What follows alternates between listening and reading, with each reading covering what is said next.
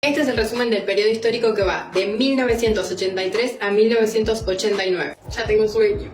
Se llamó a elecciones en octubre de 1983 y con el 52% de los votos ganó Alfonsín, que era representante de la Unión Cívica Radical. Esta fue la primera vez que el peronismo perdió una elección nacional. Alfonsín declaró el 10 de diciembre como el Día de los Derechos Humanos. Con esta vuelta a la democracia y con el fin de la censura tan fuerte que había vivido la Argentina, en este tiempo empezó un despertar cultural. En todo lo que era música, cine, libros. En cuanto a la economía, la crisis era enorme. El Estado estaba destruido y había una deuda gigante. El país en general estaba empobrecido, la moneda estaba muy devaluada y habían altos índices de pobreza. En general, el radicalismo no tenía como el apoyo de grandes corporaciones, como sí lo tenía el peronismo. Entonces esto hizo que el gobierno de Alfonsín sea como muy difícil de transitar porque habían dos grandes sectores a los que constantemente tenía que confrontar, el sector sindical y los militares. Alfonsín había hecho su campaña previa a las elecciones, con base en que él, si asumía la presidencia, iba a enjuiciar a los militares que habían llevado a cabo la última dictadura. Efectivamente, él ganó las elecciones y enjuició a los militares. Sus condenas se dieron a conocer en 1985. Y esto lo pudo hacer porque en 1983 Alfonsín creó la CONADEP,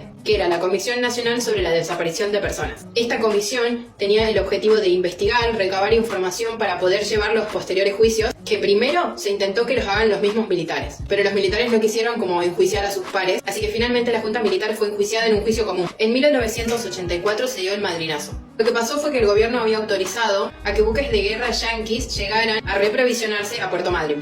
Y a la gente esto no le pareció, porque todavía recordaban el apoyo que le había dado Estados Unidos a Gran Bretaña en la Guerra de Malvinas. El madrinazo fue un reclamo que terminó en que los buques se fueron. En cuanto a la economía, la deuda externa seguía creciendo. Y el FMI, a cambio de una refinanciación, exigía que se establezcan políticas orientadas a aumentar la capacidad inmediata de los pagos. En cuanto al pueblo, se instauró el Plan Alimentario Nacional, que apuntaba a mejorar la situación económica y la calidad de vida de las personas, que pertenecían a los sectores populares y medios. En junio de 1985 se pone en marcha el Plan Austral, en el que el peso muere y aparece el austral. En un principio este plan hace bajar la inflación y el radicalismo en general gana apoyo, pero a fines de este mismo año hay un derrumbe en los precios mundiales del cereal y esto provoca un gran impacto en la inflación. Y ahí el poco apoyo que había conseguido el gobierno lo iba perdiendo a medida que la economía empeoraba. Ya en 1986 se pone en marcha la segunda etapa del Plan Austral, en el que se estimulan las exportaciones y se impulsa la reconversión industrial. Como habían muchas tensiones entre los militares y el gobierno de Alfonsín, se sanciona la ley de punto final, que establecía que las causas se debían apurar y si no se presentaban las pruebas correspondientes en 60 días,